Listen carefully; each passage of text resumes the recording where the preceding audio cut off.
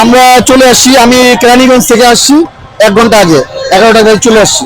আজকে আমার প্রিয় টিম, আমি যাকে সাপোর্ট করি ছোটকাল থেকে, আর্জেন্টিনার খেলা, আর্জেন্টিনা আজকে স্বপ্নের ফাইনালে, ব্যাক টু ব্যাক ফাইনালে আর্জেন্টিনা চলে আসছে।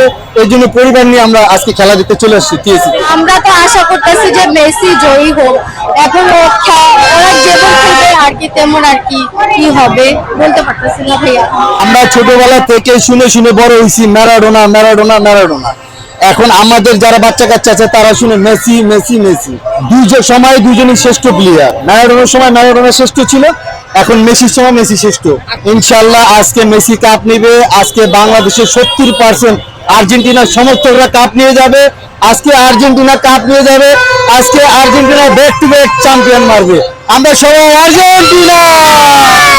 পুরো ফ্যামিলি আর্জেন্টিনা। হ্যাঁ ভালো লাগে। হ্যাঁ ভালো।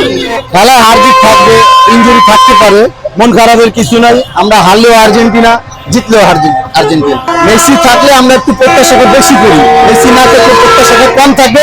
তারপরে চিন্তা করবো আর্জেন্টিনা জিতবে।